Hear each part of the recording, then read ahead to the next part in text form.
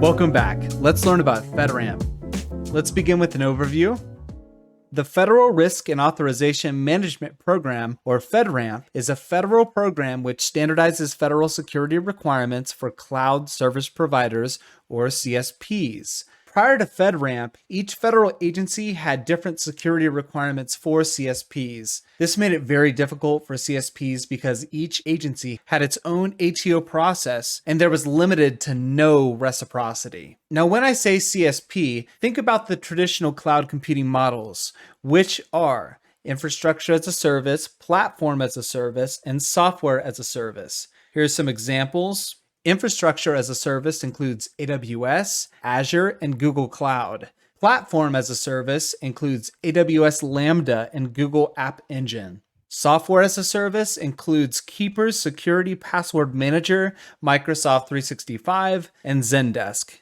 The Joint Authorization Board, or JAB, is the primary governance and decision-making body for FedRAMP. The JAB consists of the CIOs from the Department of Defense, the Department of Homeland Security, and the General Services Administration. The idea behind FedRAMP is to authorize a CSP once, and then the FedRAMP ATO package can be leveraged by other federal agencies, eliminating that need to go through the full-blown ATO process every single time. FedRAMP leverages the NIST 853 controls that we have discussed previously. Let's talk about FedRAMP's impact level baselines. The low impact baseline has 125 security controls. FedRAMP currently has two baselines for systems with low impact data. The low impact baseline, which is what we're looking at right now, and a tailored low impact software as a service baseline. The low impact baseline is for cloud systems where the loss of confidentiality, integrity, and availability would have limited adverse effect to an agency's operations, assets, or individuals. Moving on to low impact SaaS. The low impact SaaS baseline also has 125 security controls, but it provides a tailored baseline. It's meant for SaaS products that don't store PII beyond what is generally required for logging in, such as username, password, and email address.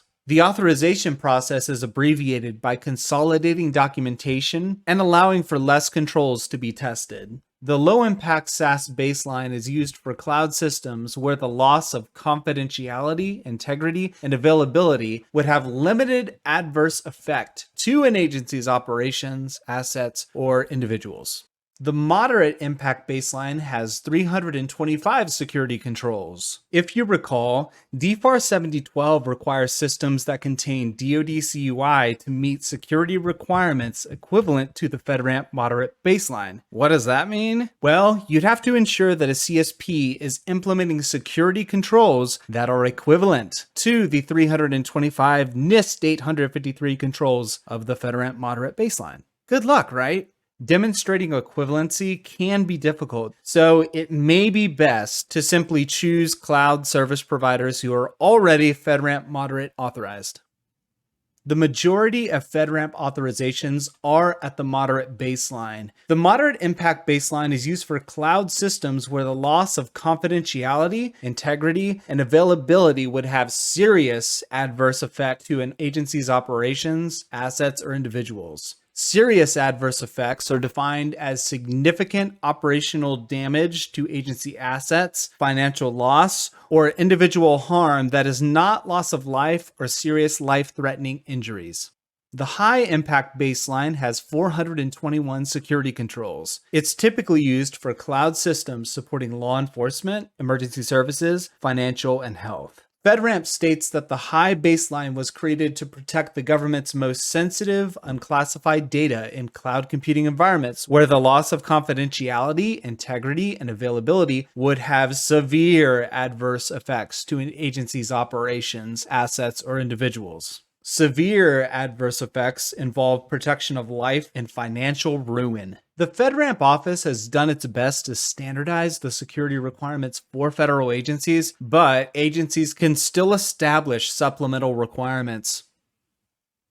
The DoD has established supplemental requirements for authorizing cloud computing in its Cloud Security Requirements Guide, or SRG. In this SRG, they define 4 impact levels, which state the level of information the cloud system is authorized to contain. Want to know something weird, though? Notice that FedRAMP Moderate is equivalent to Impact Level 2. Impact Level 2 is used to authorize DoD cloud systems that host information on public websites or non-critical mission information. And Impact Levels 4 and 5 authorize DoD cloud systems which host CUI. DFAR 7012 requires that contractor cloud systems which host CUI meet the requirements of FedRAMP Moderate, which is equivalent to DoD's Impact Level 2, which authorizes websites that host publicly available data. That's kind of weird. The DoD controls this SRG in DFAR 7012, so I'm not sure why there is a disconnect. Just know that agencies can establish additional requirements, even if a system is already FedRAMP authorized.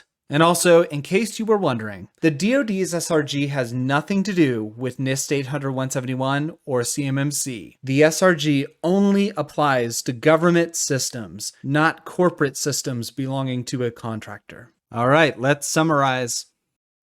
FedRAMP is a federal program which standardizes federal security requirements for cloud service providers. The Joint Authorization Board is the primary governance and decision-making body. A cloud service provider's FedRAMP ATO is meant to be reused by multiple agencies. FedRAMP leverages the NIST 853 controls. There are 4 impact levels: low impact SaaS, moderate impact, and high impact. DFAR 7012 requires cloud systems that contain CUI to meet the security requirements of the FedRAMP Moderate baseline. And as we discussed, demonstrating equivalency to an auditor can be difficult, so the best case in most situations is to simply use a cloud system that is FedRAMP Moderate authorized.